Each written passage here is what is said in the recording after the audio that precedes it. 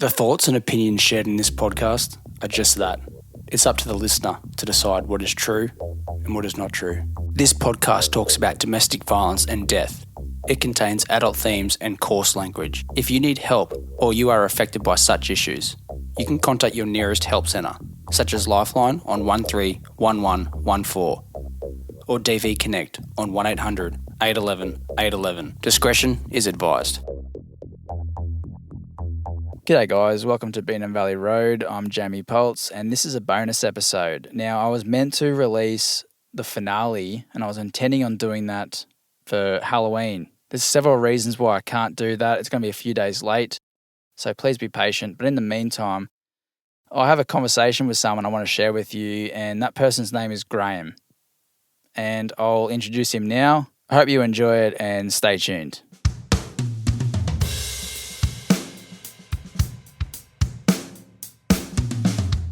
Okay, so this person here I'm about to introduce you guys to, his name is Graeme Crowley. And Graeme first reached out to me after listening to Beanham Valley Road. And since then, we have struck up a bit of a friendship. Now, Graeme is an ex-police officer, and I'll let him introduce himself to you and his history. Here he is. Hi, Jamie. How are you? Good, thanks, mate. How are you? Good, thanks. And listen, before we go any further, I really want to say again how impressed I am with you and Beanham Valley Road. An awesome podcast, and you're doing a great job. And congratulations. I just think it's fantastic. And you've told, without stealing your thunder, you've told me what you've got coming up. I believe your next episode is going to be nothing short of dynamite. It will just take this podcast into the next level. So, mate, what can I say? Congratulations. Just keep up the good work. It's a story that really, really needs to be told. For the life of me, I can't understand why no one was ever arrested in this matter. My background, as you know, but your listeners don't, I'm ex-Queensland Police. I did 12 years, 10 of which were a detective. After that, I was a private investigator. I've investigated a lot of cases, and after listening to Beanham Valley Road, I was just gobsmacked, literally gobsmacked, that an arrest hadn't been made. And frankly, I think if you had not made this podcast, I don't think an arrest would be made.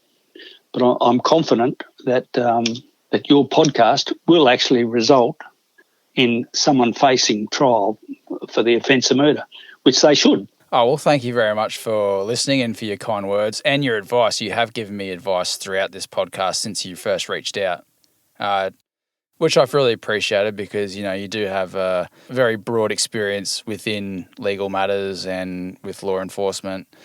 And you first talked to me about a case that you wrote a book about. Did you want to go into any of that? Sure. I've been investigating a murder in southeast Queensland for some 25 years.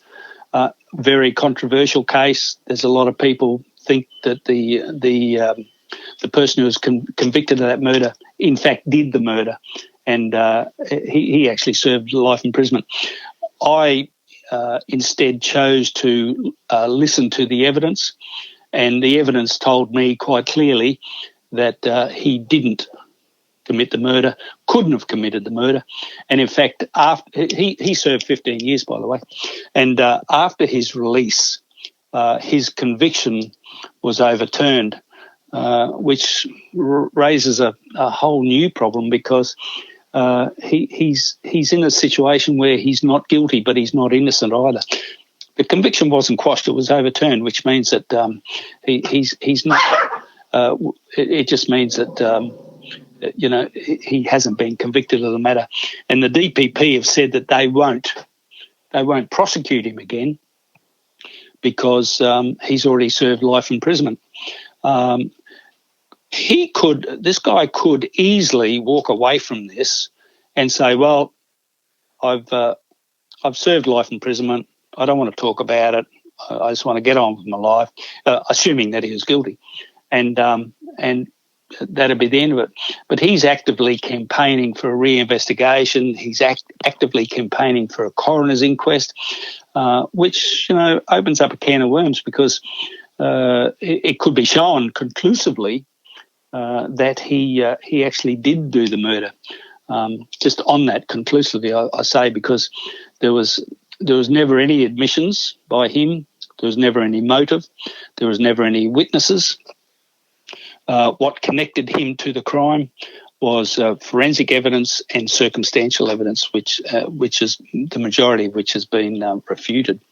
So he's sort of in a position where, if he continues to campaign long and hard, he may end up proving himself to be guilty, which I actually don't believe will ever happen. And just on that point, an interesting point, there's never been a coroner's inquest into that murder. And under Queensland law, there is a requirement by law that a coroner's inquest be held, but there's never been one held into the murder of Leanne Holland. And so is that for every murder? Every murder, every death where where there's not an attending doctor, where there's not a certificate of death, where a doctor cannot say how death occurred, there must be a coroner's inquest. There is a kicker though. If the police arrest someone in relation to that case, then the coroner can say, well, there's no need to hold a coroner's inquest. And in this case, this guy was arrested, so the coroner said, oh, well, there's no need to hold an inquest because someone's been arrested for the murder.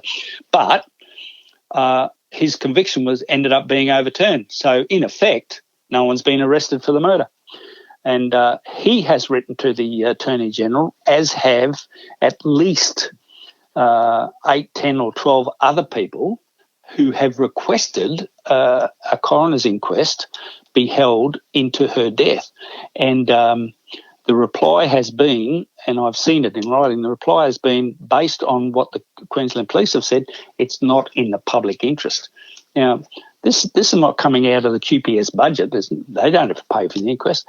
So why would they not want a coroner's inquest be held?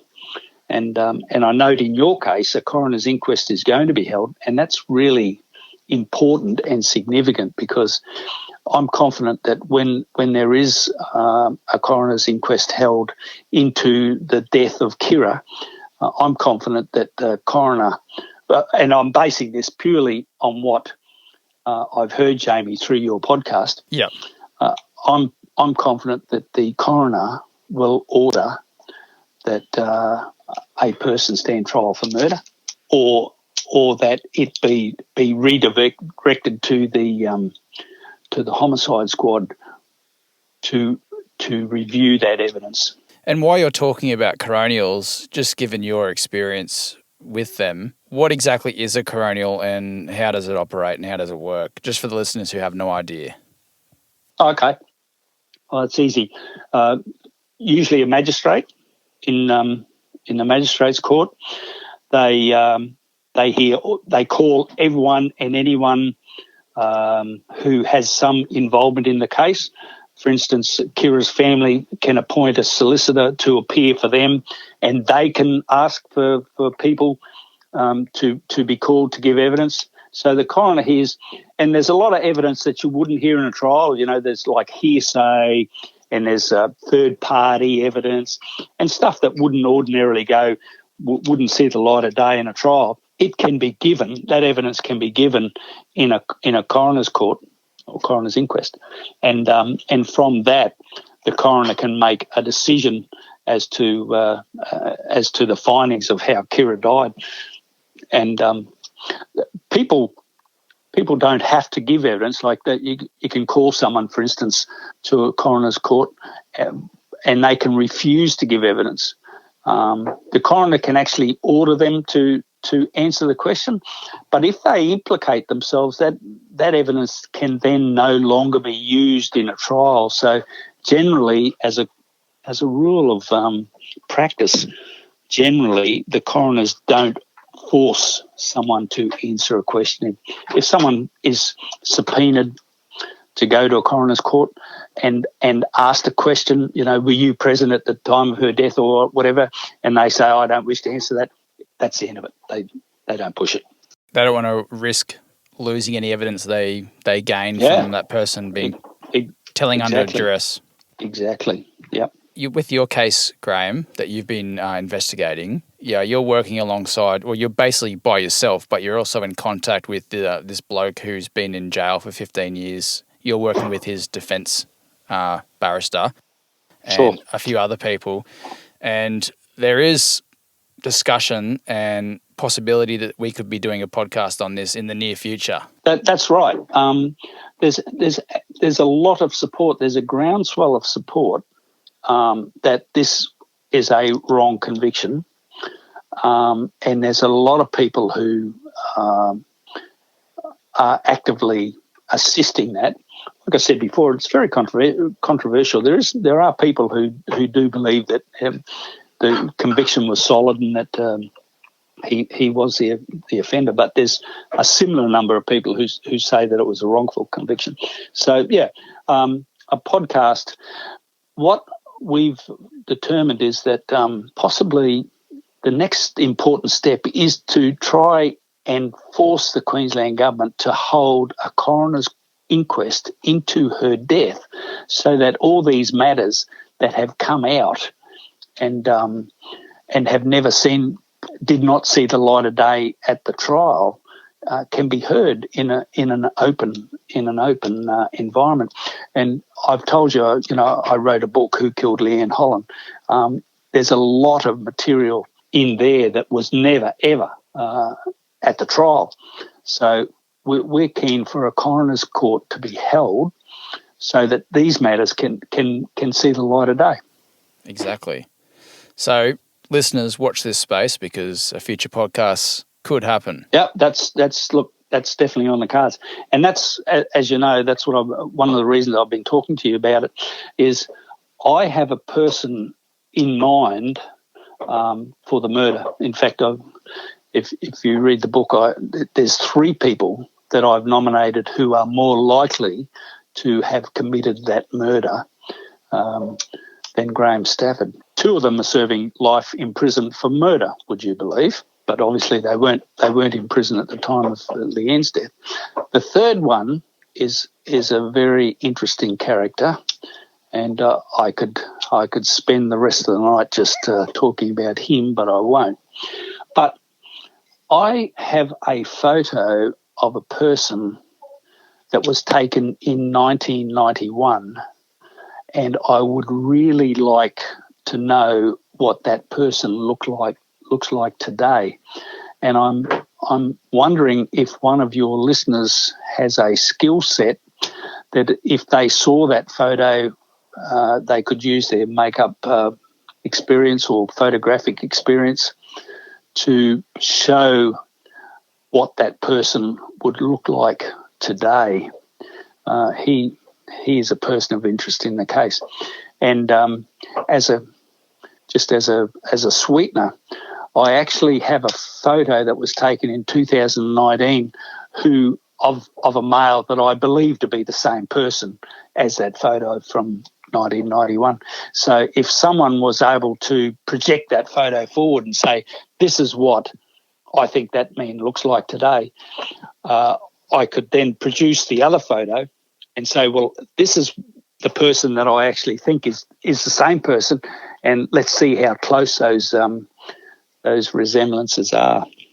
Okay, sounds good. So if anyone out there has a skill set to do just that, get in contact with me on the Beanham Valley Road Facebook or Instagram page, or you can send me an email at info@610mediagroup.com, and I will put you in touch with Graeme and we'll get this thing happening. So if that's your skill set, let me know.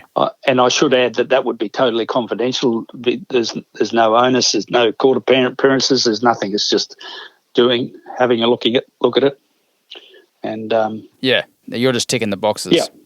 Thanks again, Graeme. I really appreciate you spending the time to talk to me, and I look forward to working with you in the future, and I hope our listeners do too. And yeah, all the best, mate.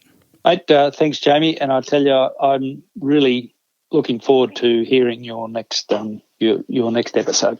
All right, thanks again, mate. It's going to be a cracker. All right, cheers, Graeme. Thanks, Jamie. See you, mate. All right, guys, that was Graeme. Thanks for tuning in. Stay tuned for that finale. And again, please share Being in Valley Road with anyone you might know who might enjoy it. Thank you. See ya.